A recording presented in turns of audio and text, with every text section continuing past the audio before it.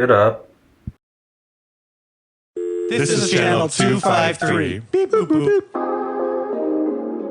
On this episode of the Grit and Grain podcast. As far as like best fuck up stories, like Jeff Lee's was incredible. I was like, no one's so ever good, gonna beat dude. this. Yeah. Ever. And then Chris Miller gets on. Did you know Channel 253 is member supported? I'm producer Doug Mackey, and I hope you will show your support by going to channel253.com/membership and join. Thank you.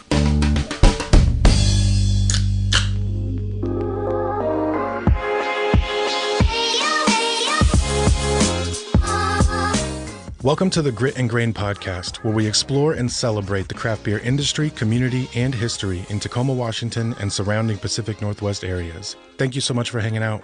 Let's get to it. Hi, everybody. Welcome to the Grit and Grain podcast, coming to you guys from Doug's studio. Not the Parkway. It sounds different. It does sound than different. It does in the Parkway. Quiet and clean and isolated and not a bar. Antiseptic. We're doing kind of a secret hideaway episode this week because we are wrapping up our first year. And so you guys will hear this as the first episode of our second year officially. Me and Sean and Ron and Doug are just going to hang out and share a couple of our favorite beers and then just talk about all of the ridiculous shit we did this year. My name is Matt McLaren. I'm here with Sean Jackson. Hello, Matt McLaren. What's up, dude? It is a pleasure to be here with you. Samesies. Wonderful setting. It's tight. So, I mean, while the nipples are blasting, we've retracted 22% for spatial. Just strictly spatial awareness. Spatial awareness. You Yep. got to have it. And we're all want to playing pop footsies. anyone's bubble with the, Also a tablecloth. yeah. I know. What And- even... With us, as always, the extraordinarily handsome Ron Swarner. Well, hello. Hello, Ron. Today we are celebrating the anniversary of the United States annexing Hawaii Fuck and yeah. the launch of the Grit and Grain Great move. podcast. Yeah. In that order. I just like to say I've enjoyed being the bologna between you two slices of bread. With Doug spreading the Miracle Whip for a full year, it's been awesome. Welcome to our one-year anniversary show, episode 53. Mm-hmm. With one-year anniversaries, paper represents the traditional gift. The threads within the paper symbolize the strength and connectivity of our blossoming relationship. Paper is also a blank slate, a reference to the beginning of the new life together. Yeah. So, Doug, I give you 253 sheets of paper since you're a recording engineer and at Channel 253, so you can now write on each piece of paper, "You're running long again, you idiots," and hold it above your head. One for So you're every welcome day. for 253 straight episodes. I'm You're always good. always the bed. And we assume the cheese of this sandwich is implied in the content. Yes. Okay. All right. Good, Sean, I give you 24 rolls of toilet paper Yes. to replenish the Parkway Tavern supply after all the hazy IPAs you served me. I'm sure I depleted it. And Matt, since you always ask us what we're drinking every week, which you'll do in a second, I'm sure, I give you this Pocket Beer Journal paperback so you can reference the beers we drank over the year when you publish your coffee table book, 253 Dumb Poses Ron Maybe Do with Famous Beer People. That would be such a good coffee table. Yeah, it's 257 poses, but 4 of them were good. Like, okay, yeah, that's not going to make the book. I'm also doing great. Good. I'm glad. Couldn't tell. I know, right? Oh, my It gosh. must have been that wine tasting. And with... 10 Counties Deep was one of my favorite things that happened this entire year. I'm not going to lie. Yeah, It was a struggle. That was Yeah, that was not what I was expecting. In my head, I was like, yeah, we'll do like, we'll stretch this out over a few episodes. And then Ron just got absolutely plastered and like speed dated drunk history for Tacoma beer in like 38 minutes. Yeah, that's pretty much what happened. Well, inquiring minds want to know, like, how much of this wine you tasted did you actually purchase and bring in? A bottle. And it was the first one because that's the only one I could remember. That's when I could read my notes. Yeah. Ron came in and he like sat next to me and he's like, I just had 10 Chiantis. I was like, And okay. a shower. Remember, I went home and took a shower. That's right. Didn't help. It didn't help. I was like, oh, this is going to be awesome. The shower is overrated. In Departed, the Alec Baldwin ice bowl plunge, ice water, like that is the money shot right there. To like sober up. Yep. Just, For sure. Mm-hmm. Speaking of 10 Chiantis, what are you guys drinking? What are we drinking? Yeah. What are we drinking, Sean? Well, I have a Georgetown Bob's Brown in front of me. Same. And I have You'll Get Nothing Unlike It from the same brewery. no, but I have Spalding. a Bob's. And I love it. And additionally, we have the Firestone Walker Double DBA, which was their DBA was a incredible flagship beer of theirs, and they went imperial on this version and put in a variety of barrels. And this was vintage 2012. It's the very first one. As it turns out, true. Yeah. And it's Yep. like Yeah, held up just well. beautiful. Oh my goodness. It's Yeah. like nutty and like that port kind of. Oh man. It's just like us. Yeah. Yeah. Little nutty, little cheesy. Yeah. I mean, We are a charcuterie plate. Oh my God. This is great. or if we drink enough, we'll end up putting our head on a block of cheese that will slightly melt. Hashtag Jeff Lee. I had like 9 people make that joke to me the following month. Yeah. Yeah. Just randomly, hey, so like, did you fall asleep on any blocks of cheese? I'm like, it wasn't even me, man. Yeah. Yeah, but I don't have Jeff's number. Okay, so I mean that's a good topic just to jump right into. Like as far as like best fuck up stories, like Jeff Lee's was incredible. I was like, no was ones so ever good, gonna beat dude. this. Yeah. Ever. And then Chris Miller gets on. That is the greatest story. Yes. I is. mean, It like is. just the levels of achievement are Getting banned from an entire town. Yep. No spoilers, just in case folks That's need fair. to walk, Dude, roll yeah. back, right? Yep. And then the Chris sign- Miller, the greatest. sign on Yep. Yeah. Yep. Yeah, if you guys haven't, you should go back and listen to that one. Yeah. Not only is he like a prolific craft beer business owner in Tacoma, but for sure top 3 Yeah. fuck up story Should be a ever. movie. Yeah. You know? It's like a national Like a Wes Anderson. There's a Or short Wes film Anderson. festival contribution right there. Yeah. Plus, if we get all the things on the film that were edited out of the story that we were told, I know. oh yeah. I mean, obviously HBO, not Netflix. I'm assuming. Yeah. Straight to video. Yeah. Yeah. What were some of the other fuck up stories that were good? A lot of near deaths, including you, Sean. Yeah. Mostly. Like if this was a fundraiser for fuck up stories, I feel like I contributed a lot this year. You probably, you yeah. did. Yeah, for sure. Yeah. You're the number 1 patron. Yeah. My accidentally almost picking up a hooker story does get brought up to me quite often now. Does it? Yeah. Yeah. Yep. I had not told that story a whole lot and then told it on mic, and then a bunch of people were like, dude, what the fuck? And I was like, yeah, man, I was just broke and dumb and I didn't. If I finish that sentence, it's going to sound like it was something that it wasn't. But I was broke and dumb and didn't know how my car worked, and yeah. And somehow that led to me almost picking up a businesswoman is what I called. Well, so the other thing, like one of my other favorite fuck up stories was also the Jeff Lee Barry Watson Oh yeah. Oh yeah. Yeah. Like, okay, Pinocchio. Like, he had him dead to rights. Yeah. Yeah. It's like, oh, that was... So, I mean, that one was... Because that hurts.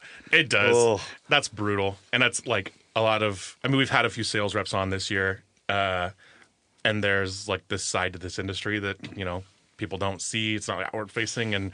And being in situations where there's only 4 cases of something or 2 kegs of something, and you have 10 places that probably should get it. How do you do the least amount of damage to all of the places that didn't? Mm-hmm. And it was there was very little line with Barry Watson. there's no minimizing damage, and that's how Jeff's went. Yeah. One of my other favorite ones was Mike Hunsacker from Grains of Wrath, when the tank blew. And he was just about to get on the plane, and he's at the top of the tank, and it explodes, and he's in that basket, and he's completely covered. Oh, with like Yeah. soup. Yeah. Yeah, Oh and the pellets went in his ears. yeah. Yes, like You couldn't hear anybody. Yeah, But he's digging out green gunk for days after that. I'm sure that was funny. God damn it. Yeah. And didn't Tony Lawrence also have a similar?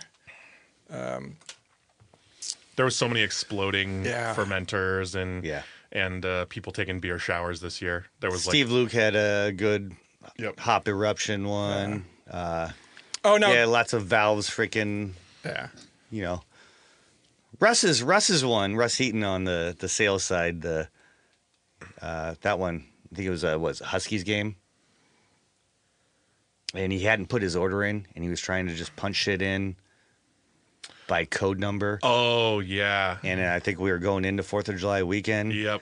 Yep. That was a good one. Fuck, dude. And it was very similar to Norm's. Yeah. Yeah.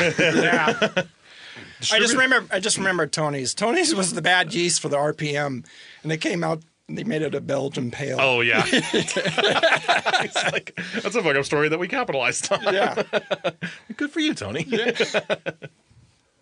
That ended up being like the best segment of any podcast. Like, I listen to plenty, and there's always like goofy things, but like just hearing people's like real life shit is, I don't know. It's always funny, and then it's like, oh man, I don't feel like the dumbest person this week. Now that this person, you know what I mean? Like, that was kind of my whole goal. Like, I know, I love looking for like some sort of affirmation that, like, I shouldn't have been thin from the herd. Like, we've been trying to cull you for a long time, buddy, but you just keep eking it out. If you were a zebra, you would have been dead years ago. Yep. And then just how common like super expensive fuck ups are in this industry, like especially on the brewer side. Like if you fuck up, you're wasting, sometimes thousands of dollars worth of shit, and it's like, it just seems like something you would get fired for anywhere else. Like, but then on the beer side, the brewer's like, that happens.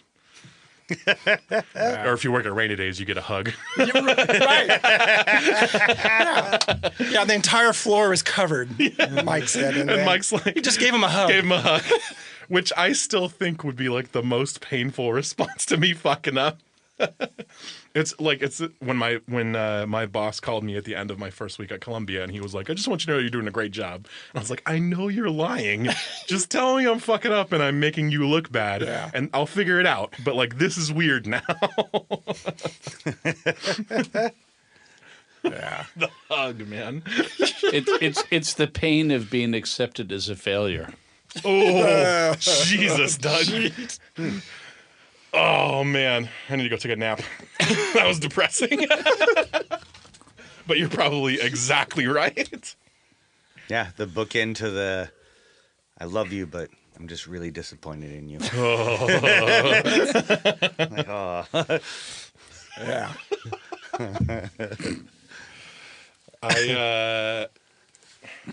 Was Georgetown's Bodhisattva naming a fuck up story? Or it was just a fact? Where they Googled it, and then Roger was there correcting because Manny thought they Googled it and it wasn't. And Patrick Swayze's name came up, and they were fine with it. And then that Manny thought it was Hindu, and Roger said, "No, it's Buddhist." Remember that? Actually, I forgot about that specific part until you just said that. That was such a fun one. That was Dude, one speaking of my of Bob's, favorites. man. Those two are just so great together. They are great. They They're play so off well funny, dude. off each other. Yeah. Yeah. It was fun. I'm glad that I saw Roger again while I was on mic, so I could just repeat his shit back to him. Mm-hmm. Dumb question, Roger. And he shouts back. He's like, "I'm glad you remember that." I'm like, "Yeah, man, I think about it every single day." Doug, I think I'm dropping. I already dropped 2 pounds in here. Just in I know, water weight. Sauna. I know it's getting warm. I know it's in the evening, and it's summer has returned, and I can't run the air in there while you're talking. Otherwise, it'll just be a constant. Oh, just like Peaks today. Yeah, is your glycol chiller? So- 3/4 of them are down. So maybe you'll pay attention when I cue you for a break this time. Yeah. And that's my weekly fuck up story. I hope to pick up Ron's 2-pound loss in beer weight Yep. right now. Yeah. I ran out. Is there anything else open in there yet? Or? There's about to be. Okay. Yeah. If Sean has anything to say about it. Boy, I'm enjoying this. Yeah, I when I first started going to bottle shares, it was shortly after the time that Double DBA came out and Firestone's kind of vintage stuff was everywhere, and then B-Bomb was being produced. It was starting to become a bit more coveted. Mm-hmm. But back then it was like Avery stuff. It was Firestone. It was brewery stuff when you could get their big dark beers that were barrel aged, and it was called Abominable then too. Yeah, it was just abominable because Hopworks hadn't stepped in yet. Is that that's what happened, right? Yeah. Okay. Mm-hmm. Yeah, because gosh, we all called it KDS, Kentucky Dark Star, and then there was Abominable, and then as Fremont evolved, everybody kept calling it B-Bads, and I was like, "What the fuck is that?" And then one of the reps is like, "Oh yeah, it's like you guys all call it KDS, as in like you fucking old heads all call it KDS." See, this is what it sounds like when the air's on. Oh, yeah. Sounds great. You know, yeah. Let's keep podcasting. So now, Thank you, Sean. now when I say KDS to like a new Fremont person, I'm expecting them to hear an OK Boomer back. But what have been some of our favorite pours we've done during the podcast? Jesus. We've had a So few. I was just thinking about that, and not necessarily as far as the purposes of scientific research. I felt like Kenny's 20-year-old freaking Oh yeah. fish, right? Because that was so interesting. Because like the hops fish IPA, the hops preserved it, but it tasted like it basically just returned back to being hopped wort. yeah, it was kind of thin. Seriously, Wasn't bitter. Benjamin Button's freaking complex of beer. Like it was freaking awesome. It was like, beer that had completed its life cycle. yeah. Like this is beer in reverse. Like, Yeah, It had spawned. yeah, exactly. I swear to God, if he'd let it sit for 5 more years, it'd just be like a bottle with like grain and hops. Freaking like It would be dry. like it's the yeast packets on there. You know? Yeah. So that was fun for sure. So this is 2014 Sukaba. So again, always in the lineups of like, oh, let's have a bottle share. This was always like up there. Yeah. One And of this- my favorite bottles was the episode you missed with RJ. Yeah. That E.G. John- Taylor yep. The Taylor. with the Bigfoot. It was delicious. Yeah, it was. Yeah, Way to bring up wounds, Ron. I'm sorry. It wasn't a wound. You got to try it though still? Yeah, a little Okay. birdie left me a bottle. That's what I figured. I was pretty sure you had a bottle. Okay, and I shared it with Trevor. Then yes, yeah, that was fucking awesome. Yeah, that was very nice of RJ.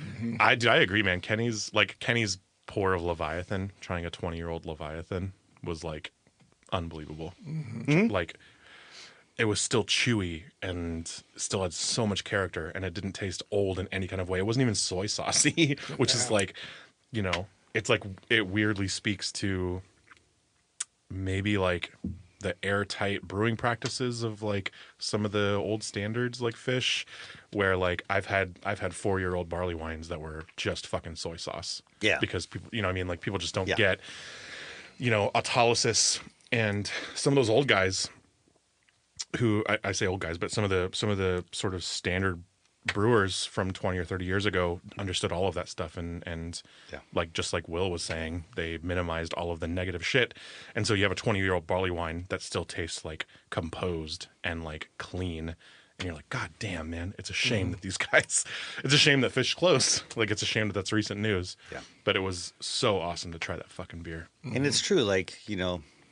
back in those times, there was a lot of folks that were, you know, there was that opportunity to go from garage to freaking commercial was a lot more prevalent. A lot of people did it, but it's a hell of a learning curve. Like, right, in the process, in sales, packaging, like all that stuff. Whereas, like, if you had a brewery where someone worked at like any place prior, like you were, you know, canning freaking Mickey's or, you know, bottling on the bottling line of that, like just understanding some of the basic principles, you know, further down the line that you don't deal with on the garage front was was huge. Yeah, it was huge, and a lot of smart breweries like found people like that.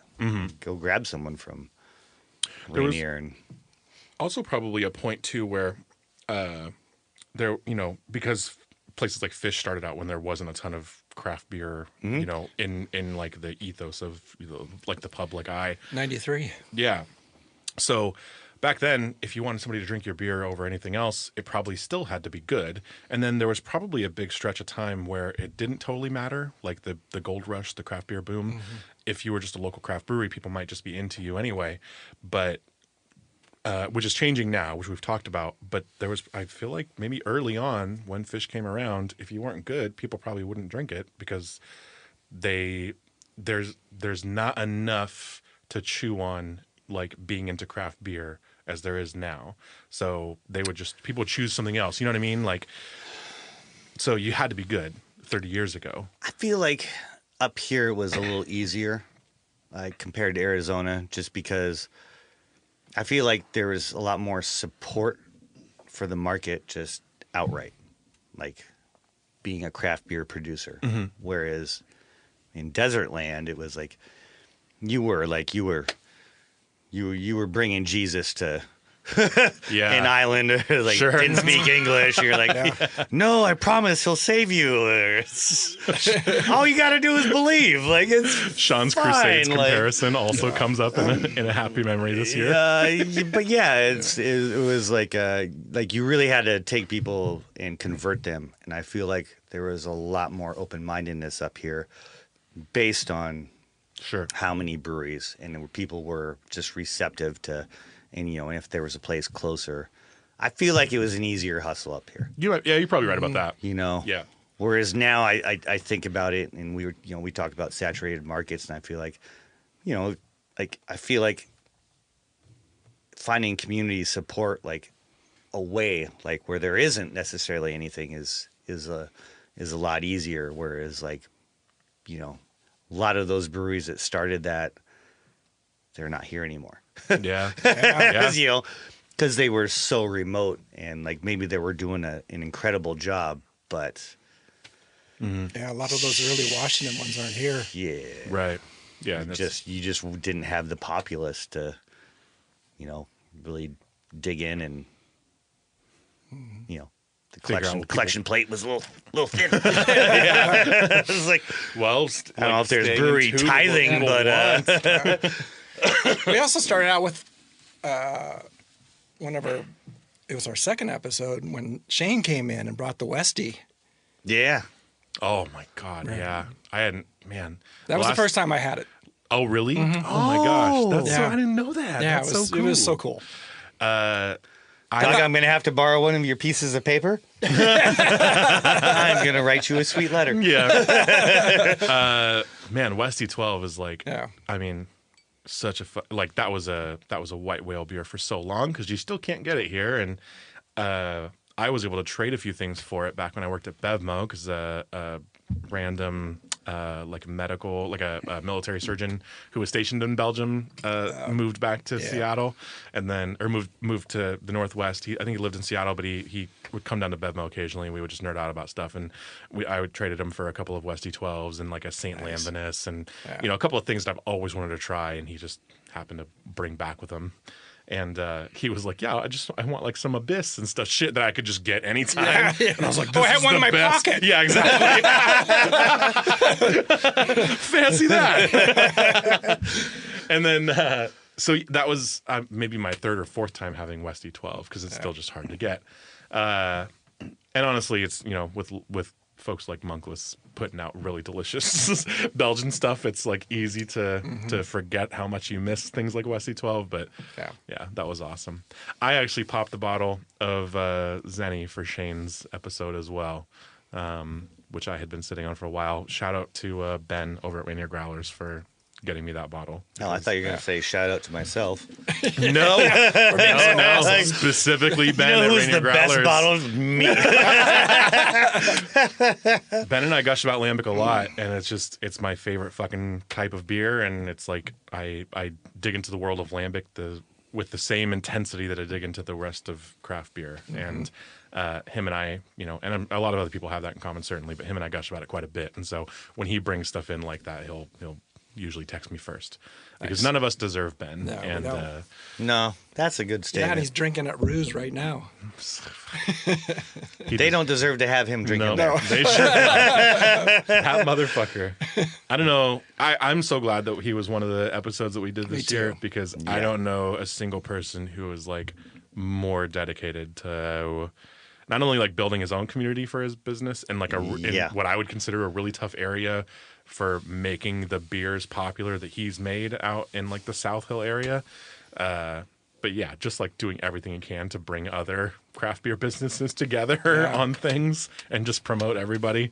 Yeah. And then like, scooting cases up for you guys or kegs when he's going around to places. Totally. Like he texts everybody and goes, "Hey, I'm going to this random brewery, 500 miles away. Do you need anything?" It's like, holy shit, man. Like you don't have to do that, but he just does it. Yep. That's Ben. Yep.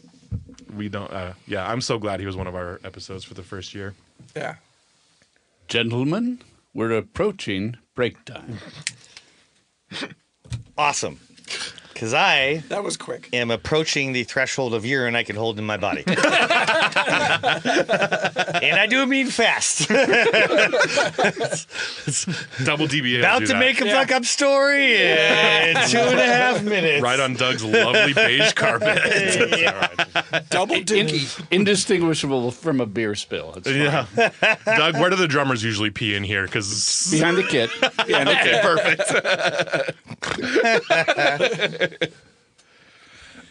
Well, yeah, I suppose with that, we'll take a quick break. Thank you. Nope. We'll be right back. Hello. This is Eric Hanberg of Channel 253 here with sound producer Doug. Hi. Hi, we are here to tell you about membership to Channel 253, and we're talking really fast because we know you want to get back to the podcast. That's exactly right. You get to be on the members Slack channel, which is really banging, and you get to listen to the members-only podcast, Off the Record, hosted by me. That's right. It's just $4 a month or $40 a year. Channel253.com/membership. Thank you for listening. I hope you'll consider joining. Please check it out. Welcome back, everybody. Thank you guys so much for hanging out. Thank you for letting us take a break. Yeah, exactly. We all needed it. Cheers to that. Yeah. Would have gotten weird in here if we weren't able to step outside. Yeah. Shout outs as always to Doug Mackey, our wonderful producer. Hello. Hi. Doug is awesome. Spent the whole year making us sound as good as we do. or as good as he can manage to make us sound. As good as we think we do. You guys sound great. I just need to translate it. That's all I And matched us drink to drink.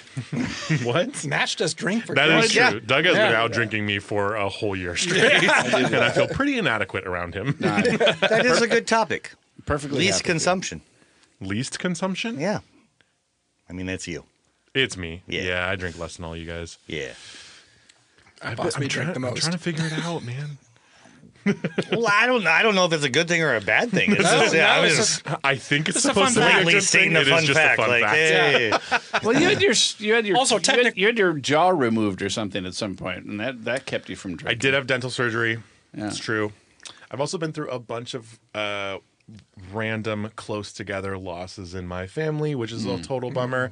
And I don't necessarily have an addictive personality, but usually the first thing I do is try to check my consumption of substances. Also, you're the host and talking a lot more than we are. Yeah, If you're talking, we're drinking. you have to keep this shit together. Yeah, so thank you for not drinking. Perfect. If that isn't long a as it's public been well service, I don't received. really Yeah, know what is, you know? The more you know. Thanks, buddy. Anytime. You guys are like, more for us. Yeah. Dude, I like just, again, the bottles that we've been able to pop and the stuff we've been able to share with people. Even just, hopefully, I mean, people will have listened, hopefully, to these episodes, but popping the bottle of Anchor with fucking Will and Mari. Yeah, is that like, was special. yeah, man, Yeah, that was rad. felt like such a fucking Thank you, Parky Yeah. and Mary. Yeah, Yeah, oh my for sure, gosh, Parky. man, like that was like such a, who gets to do that with that beer with those people at the Parkway, and I mean, like, there's a lot of reasons to be thankful that we've all been able to do this, but like, it was sharing a beer like that. Yeah. Holy shit, That was awesome. it was so cool. We have shared some beers with some royalty in this Yeah. world. For sure. Seriously, The old body with Yeah. Charles oh my had some, gosh, had That some was- years on it. Yeah. yep. That was rad. Yeah, Charles was like a whole. Speaking of breweries that are old and still manage to stay contemporary, and fucking Charles. Yeah. like that whole episode was so good, and it's so clear that he's still so sharp and like Super sharp. tuned into everything. He that's knew going dates. on. Yeah, man. Yeah. I like. It was a Thursday in 1972. Michael Jackson and I were biking around Belgium with... Yeah. Exactly. Yeah. Yeah. And then it took some time off to name Celibator, and then I went back to biking. I like. That was one that I got a lot of comments on that one afterwards, and I couldn't. People were like, I can't believe all of the stuff that man has done for craft beer. Yeah. Not just in America, but in the entire country. And Kylie Palmer, who's one of we interviewed her with the Tacoma Beer Week organizers, with Ginny and her, and she's Australian, and they knew of Finkel and his wife separately because they also helped bring all that beer to Australia separately. So then they moved here, and they were like, they had sort of it was like two craft beer worlds colliding, but the common denominator was fucking Charles in both of them, and it's like crazy. The impact that single person, him and his wife certainly, but Charles has had on craft beer all over the world. is just Matt, you did unbelievable. just say not just here, but in the entire country. So I think you're getting Excuse me. enough beer. Yeah. It's not like Not you're just being, here, but it's the not like entire you're being world. deprived. In the studio. Not just Washington, but the entire country. Doug. Okay. Just No, you're right. Yeah, no, here. I- Yeah, please. Yeah, I meant it how you thought I Can meant you it. open the door? I know how you meant it. But one thing I wanted to point out is sort of the non-industry person in the room for the last year is that you're talking about drinking beer with all these amazing people. A lot of those amazing people come in the stories they tell essentially about why they do what they do is stories of beer bringing people together. Yeah. I mean, a lot of them, they'll Jesus. yeah, they'll come down to the kernel of and sometimes I've used it as the tease, at the top of the episode, is that story of beer bringing different, disparate people often together. Right. So, the podcast is celebrating that very thing.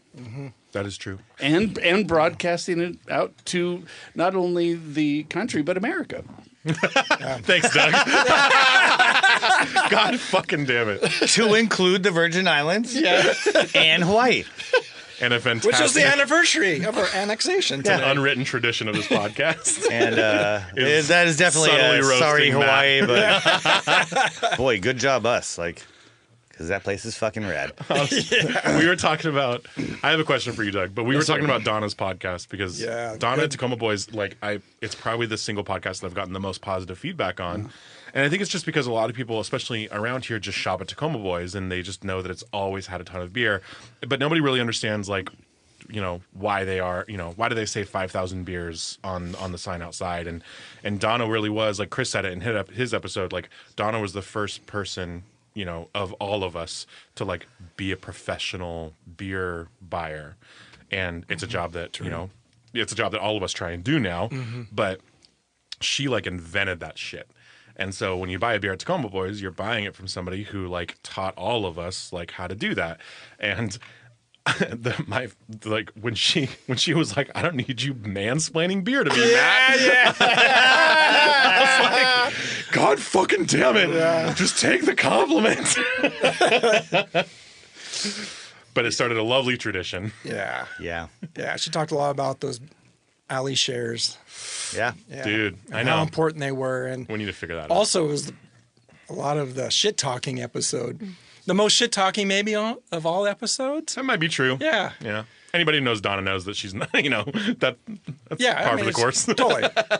But you try to be a newcomer coming to that alley, which happened to me a couple of times, and just get fucking shredded. Exactly. Yeah, dude. Yeah, you were just enjoying. You weren't trying to sell something. No, that's where people would cry.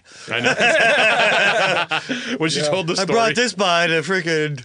And they all said they hated it. Yeah. I also did have a Shane's notepad cracking and the pen in Hill my hand. Farmstead fucking stuff. Yeah. And yeah.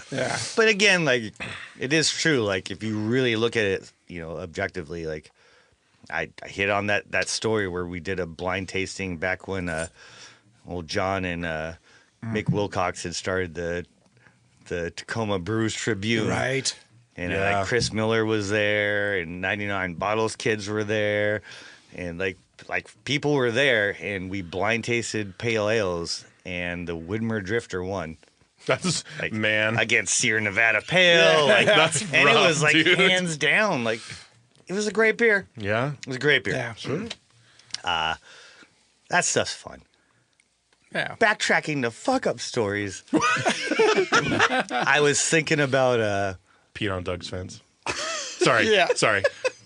I mean, I don't Separately. think. Yeah, no, I didn't do a good job, but I don't think it's really airworthy. I put a rockery back there to sort of simulate a water feature. Oh.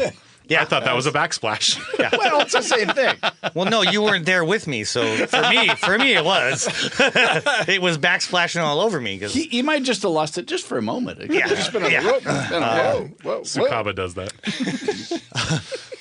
Got I away love from him. that Bethany's fuck up story was I basically never fucked anything up, but remember when this guy fell off the fucking roof and almost died? Didn't she not say that until the mic was off? Did she? I have to go back and listen. I can't remember, but that's 20 feet? Yeah. That guy fell? Was that not actually on the air? I can't remember. I think that she told that story off the air, and we were all like, "Yo, what the fuck?" Oh yeah. Let's paraphrase And there were this story for Bethany. 2 or 3 things that guy hit before he hit the ground. Yeah. He landed on a fucking Their transformer. glycol chiller. Yeah. It was their glycol chiller. Yeah. Yeah. Yeah. Ooh. God damn it. Yeah, we've got so that's happened a couple of times. Is the mic will turn off and people will be like, it's a funny story, and then they'll tell us the wildest greatest, thing, awesome including story. a random dead body falling off of a roof right in front of them at their brewery or some shit, which is exactly what Bethany did. Yeah. He wasn't dead. He wasn't dead. And to anyone's knowledge, he didn't end up being dead after this fall, but it was a splatter of blood that. I think that was the case with Norm, too, because, that could have been a triple episode. But once the mic came off, we started talking about, the old beers that the Quail. Quail Springs. Yeah. Yeah. Yep. And the Golden, right? Cascade. Cascade Golden. Frick, yep. Yeah. Yeah. I guess there's a lot of stuff that happens when the mic comes off. That's true. That's why when I tell Lisa, like, okay, we're recording at this time, I'll be home at this time. And she's like, no, I'll see you at 8. I'm like, no. God damn it. This time, Yeah. we're going to finish this up. I'm going to high five everyone and just going to head on home. Quick dramatic picture and come right home. Quick dramatic picture. Ron and, I just Ron put and like Sean do something weird and you laugh. Hey, Sean, I can put like the CIA buddy mic on you that's invisible. You know, you just hang around for the next hour, just record all that. Yeah, the after the tape stuff has been pretty freaking awesome at some point, and I would never. Nope, never mind. Not even. Yep. Gonna, Yeah. Yep. I heard a story from one of the legends that we just heard about someone else who's a legend. Yeah. Oh, I heard that too. Yep. Now I know. Yeah. Can't do it though. Hey, Doug, as a non-industry person, Yes. what do you? I mean, do you feel like you've gained any sort of connection to the beer world? Oh, after this year? absolutely. I mean, you came in already having been like a patron of like imported beers at E9 Right. back in the day, and Yeah. I mean, what has this beer been like for you? To me, it's interesting to see how the industry is caught up with the stuff I was drinking when I was in college and had access to a place that had a vast imported beer, selection that sold to people underage. Yeah. and I went through it just bam, bam, bam, bam, bam, and learned just on my own all these different styles and different, from Yeah. just across the board, and to see it now being represented in America, and as a consequence of that, those imports are no longer available. Amen. Yeah. Except I guess at Tacoma Boys they do have a pretty good selection They of do. imports still, but they're not. But you can't go to the grocery store and get a tooth sheaf stout, or something like Right. you used to, Yeah. or broad selection of or a selection of maybe 3 different German beers, or Sure. or even Which were your best options? At, Yeah, or at- Sam Smith's, or which you used to be able to find at a grocery store. So It was everywhere. yeah. so it's Sam Smith's was shifted. everywhere. But it's interesting for me to see, because I'm familiar with these different different beers, these different products, these different styles, and now to see them coming out and you talking about them and who are the particular purveyors of the particular styles and who really excels at particular styles. It's fascinating. And I sit at the Parkway, and Sean is kind enough to gladly provide me with all these things, and the guests who come in and bring these things. It's been fantastic. Yeah. I can't say enough. I really can't. Yeah. You bring up a good point, and like it's been mentioned, but the E9 freaking to get your name on the wall, like really, I don't think we really touched on the importance of education. E9 was it, Yeah. in the 80s, Yeah. the mid 80s, And like early there was 80s. craft beer, but it was like it was hard and readily, it wasn't easy access, and Yeah, you had to wasn't work made here. for it. Yeah. But like they really pushed a program of education long before, Yeah. E9 University, man. E9 freaking University. Yeah. And I remember when Red Hook came on at the Central in Seattle, because I had a band that played in Seattle, and they used to have bass on tap, and then Red Hook came on. It was like, oh, Yep. so those first inklings, it's fun to hear the real history, because Ron and I are old enough to remember. Yeah, I was there. Yeah, these these first little inklings, these first drops of these. I think we saw things. Candlebox there. We may have. But speaking of E9, I mean, we learned that you don't have to be 21 to drink there either. According to Russ, who did the club 5 times Yeah. underage. Yeah. I don't think I was, I don't think I was incriminating myself on the microphone.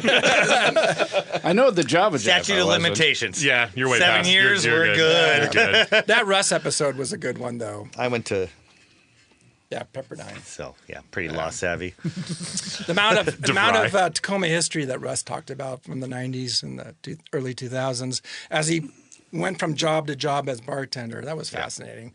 And that guy is so community oriented. Yep. That's So all he is. pro Tacoma. Yeah. Yep. Pro Tacoma.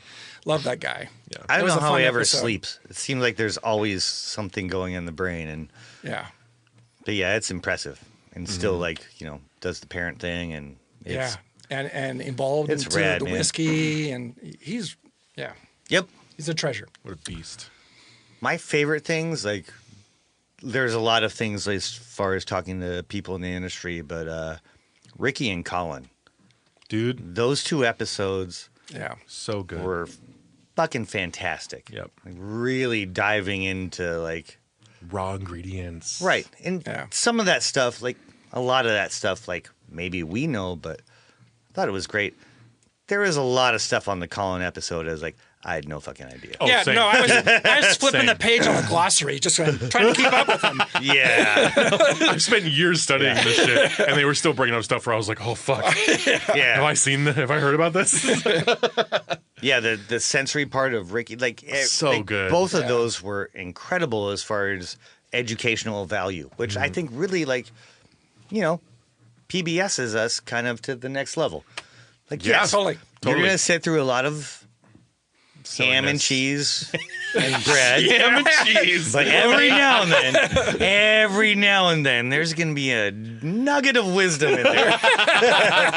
You're going to actually fucking learn something that's just straight up agricultural and, like, how business works and how, like, commodities move across platforms. Like, Yeah. it's that was awesome.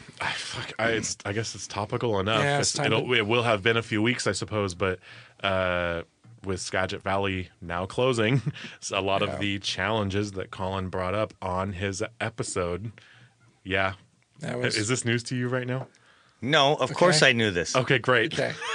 Yeah, finally, chapter 7 is a Jesus Christ, really? So just out of nowhere, like I pretty much had a note on the door. yeah. Yeah. Oh, Yeah. fuck. It's done. Yep. Which is wild. And then so to my knowledge, Mecha Grade is also up for sale right now. So what I would consider 2 of the 3 most like prominent, prolific, independent maltsters in the Northwest are either now closed or possibly up for sale, which could be, on brink of closure. I'm sure good news for everybody. Fuck, dude.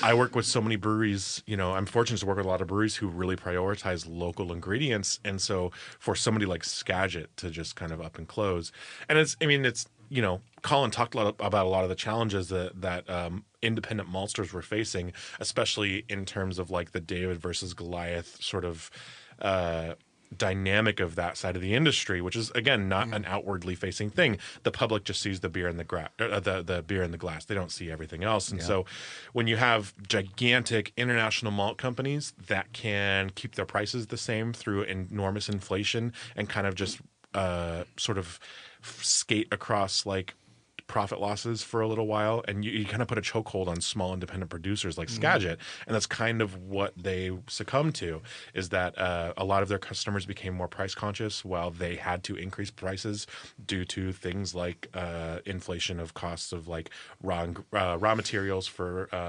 fertilization, pest control, things like that. All of that got more expensive, and they were also trying to fund an expansion actively at the same time, and so they would just like they just literally couldn't make the ends meet. But the on those flip side things. is, like, who the buyer is going to be, like, isn't going to be someone who's probably been chomping at the bit to open an independent craft malter, right? So now we're getting in this thing, like, and we've already heard, like, grumblings from the industry on cost of goods, but like, if you really narrow down the amount of players that are, like, now you're fucked. Yeah.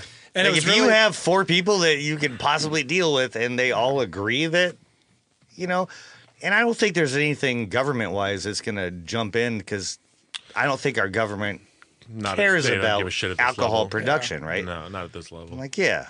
It's no, and it's a shame because it's so important. And Mecha Grade, Link Malt, like some of the other sort of local independent producers make these incredible heirloom and heritage varieties of malt that nobody else is really using, but they really do add so much to your beer. And it's really difficult to be a brewery or it's probably difficult to be a consumer and then make your decisions based on where your brewer is getting their malt from. There's already so many dimensions of analysis when you're trying to choose what craft beer to buy. Yeah. So it's like, oh, this guy uses Vireman. This guy uses Skagit. I'm going to buy the Skagit one. It's so rarely ever going to get that deep. So it's not even like a public facing solution where Skagit can just be more engaged with their consumer base, because their consumer base is just producers who are just price conscious and want to make sure that they can still produce an affordable pint of beer. Yeah, and Skagit really wanted to pay their farmers. I mean, of course, that was the number one thing, and they paid them all. Yeah, according to the story. Yeah. Which is wild that, like, they prioritized the correct things. They did all the right stuff. Right. And they still just, like, And there's still not a ton of info out about it. There'll probably be more by the time everybody hears this. Yeah.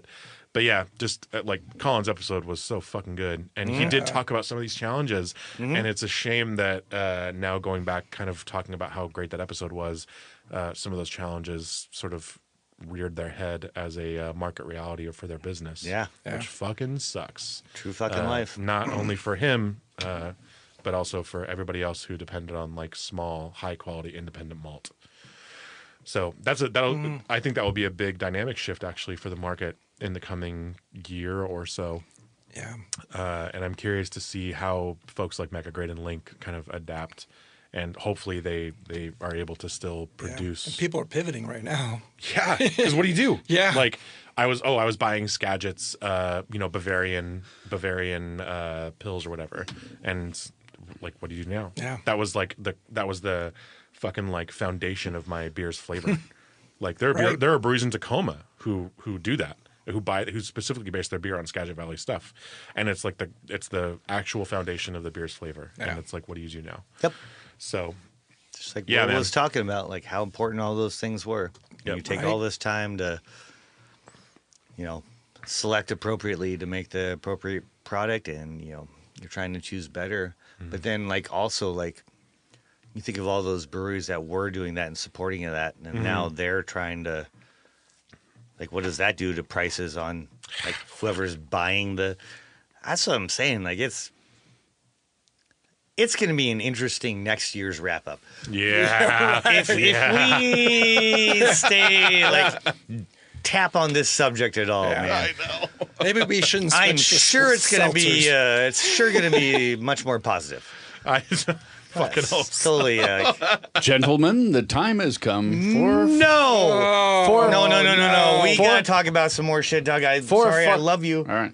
But we got to run long because we can't end on that note. Like, there's got to be some uplifting. There is. Nipply touching stuff that happens. Oh, you mean the before- photographs we take every week? Oh, yeah. I thought a fuck-up story would be uplifting, Ron, wouldn't a fuck-up story be I don't have a uplifting, fuck. Ron? I have a Fucking liar. Ron? Okay. Yes. I'm in college at UW. Uh-huh. And I'm in Delta Chi, and I'm the pledge trainer. I'm the social chairman and pledge trainer. And I have to take these pledges and group them all together to form a cohesive unit. And that's the idea behind it. So the idea was to pile them up into a U-Haul, throw a keg in there, and one of the pledges had a sweet-ass place in Dash Point. So we pile them all in with a couple of elders, and we drove, myself and Kevin Colby, sorry, Kevin. We drove them down to Dash Point with the keg in the back. They're in the dark. They're in a giant U-Haul. We get there. Everyone lives. We have a great time. It's sunny. We're still taking it. But then we have to get back. And so everyone piles back in, brings the keg in to finish off. And we start back towards the U District. And the headlights don't work. And it's night. And we do it anyway. Jesus. So 35 of us drove in a U-Haul with no headlights and a keg, and almost everybody was tipsy back to the U District. Sorry. All right, I got one real quick. I guess I also have one since we're just telling old shit. Yeah. All right. Okay. So back when I was young, living in Arizona, zero tolerance state, no weed, no paraphernalia, no anything. We used to do little beer runs over to Oceanside, California, and there was a produce checkpoint / drug and immigration checkpoint. What was it? It was a fruit fly. They were really worried about the fruit flies, right? So Brian Barry and I are cruising back in my grandmother's 85 Grand Marquis, Mercury Grand Marquis. And we've been just blazing away. We've got a copious amount of weed with us and a shit ton of stuff in the trunk. And we get stopped and we get pulled at a checkpoint. And they pull us aside. And we basically sit there with a pound of weed like stuffed all over our bodies while they're shredding my fucking, used to be my grandmother's car, like pulling everything the fuck out. Like pulling the door panels, like everything's like, and then there's a guy that's kind of watching us while we're sitting there, and the dog's going crazy, ape shit crazy. He's like pointing at us and barking like, rah, rah, it's right there, you fucking dumbasses. So yeah, I made it out of that one. I don't know, that was just a fast story. I don't know. I've got lots of those. Yeah. Matt, So you're do next. I. Okay. Round table. They didn't trust the dog? Apparently not. Yeah. Okay. I have one. If we were moving the amount of volume that you couldn't fit on or in your body, Were you we weren't really. Were you keeping cool? What were you doing? Well, Doug, this wasn't my first story of this caliber, so yeah, cool as ice, baby. Oh man. I, on the other hand, was not cool. No. Okay. I have one from when I was young that's still tangentially related to my work in the beer industry, but will make plenty of people disappointed in me. So, More so than my story? yes. Yours was pretty diet. You need to chill out. Okay. We all drove a little drunk. Yeah, 35 people in the... That's pretty With no yeah, it's headlights? pretty The good. keg bouncing in the. We pulled up and rolled the door up, and there was 6 dead freaking college interns. Suicide Smashed to mission. shit. I don't know. Like, Just ground beef in the back of this van. yeah, we're going down the hill and bouncing around, and we don't know what happened to them. So my first job was, as I've said a few times, was at a brewery. Was at the Harmon Brewery, and they had a fantastic, very skilled, prolific brewer at that time, winning GABF medals for Tacoma back before a lot of us could drink. Not you fucking guys, but me. And I had a great relationship with this particular head brewer, and I would house sit for him occasionally. And he had beer. He had his beer in the cooler. And I was far too young to be drinking it, but I drank it, and it was just kind of a perk. He was great, and would tell me what was on tap and leave me a wonderful note of all the things I was responsible for. One of which was taking care of the hot tub that they had in the back. I was dating somebody at the time and invited them over to hang out while I was house sitting, and then I left early the morning that they were coming back. Him and his wife, from their trip for which I was house sitting for them for. And then his wife calls me a day later and says, "Hey, Matt, did you happen to leave a bra in my backyard?" And I've never been more embarrassed in my entire life. Really? Yeah. That's the one? It was like, because I was so... What an easy life you have. I've for sure been more embarrassed. Okay, thank God. But it stands out as like a core memory because Yeah. my stomach jumped so far into my fucking esophagus when she said, and she's so sweet. She's like the sweetest woman ever. And they're both just the nicest people. And I'm sorry to both of them. For being a terrible house sitter. But the dogs were fed and they were walked and everything was fine. And I watered their orchids. But I just invited a friend over Who got to keep the bra? I had to go and get it, and she came out the door and handed it to me, and just that right there was the fucking worst. And guess who never house sitted for them again? Yeah. Laundered or not? I don't think so. I don't know. Honestly, I think Lisa would have washed the lovely bra enough like that they she found probably it, would have. like- She would have had it and like wrapped up in like a parchment. You know what I mean? Like butcher paper. Sprig of lavender on top. No wonder they moved to Hawaii. That's exactly what happens. Yeah. Best annexation ever. Yeah. Not the biggest fuck up, but one that stands out as a core memory because I was still developing brain cells at that point. Okay. All right, Grit and Grainers. Email us at cheers@gritandgrainpodcast.com with your comments, opinions, and complaints about how the la-di-da Grit and Grainer team, who, after their first year, now require a fog machine and theme music from the Alan Parsons Project when they enter the recording room. Yeah. Producer Doug Mackey wants his name changed to Diamond Doug Mackey.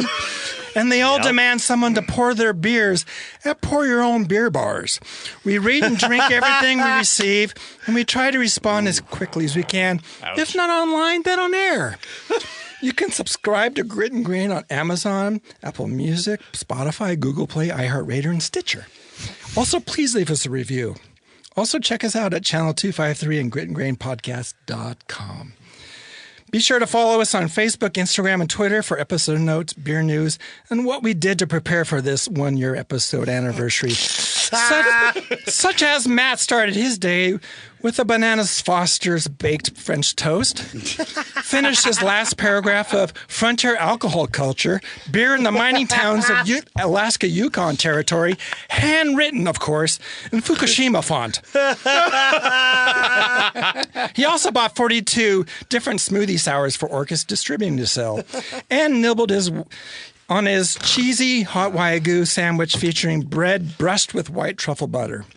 Sean, on the other hand, Sean woke up to his typical organ alarm clock playing Take Me Out to the Ball Game, followed by a bowl of Quaker barley wine is life cereal, cleaned all the Parkway beer lines, rebuilt a cask engine, called 3 90-year-old men kids, and taste tested actual Rusty Nails for his potential Fremont Rusty Nail Randall night. Ron, Not enough iron. Ron slipped out of his silk pajamas into a cut-off plaid flannel shirt, hiking boots, and cargo shorts with homemade granola stuffed in the utility pockets. True. Drank $24 per ounce coffee from a President of Dorklandia mug. Fussed about changing European couplers at Peaks and Pints. Then bought 5 more. And wrote this anniversary podcast outro after another sworn off wine tasting because he's old and forgetful. If this podcast is not what you expected, please alter your expectations. Speaking of old, the 5th anniversary gift is wood, and I'm excited to have wood again. God.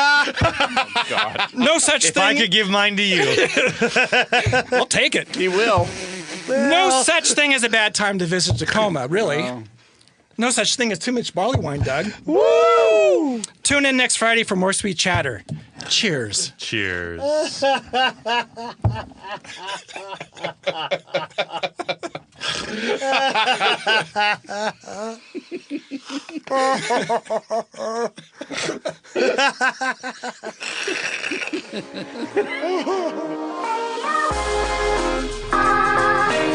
Thanks again for tuning in.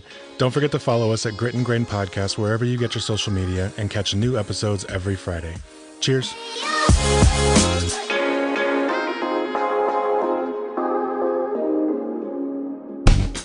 Channel 253 is a member-supported podcast network. I'm producer Doug Mackey, and I'm asking you to become a member and show your support. Go to channel253.com/membership to join. Thank you. Grit and Grain is part of the Channel 253 podcast network. Check out our other shows: Nerd Farmer, Interchangeable White Ladies, Move to Tacoma, Crossing Division, Citizen Tacoma, What Say You, We Are Tacoma, Flounders B Team, and Taco Man. This is Channel 253. Get up.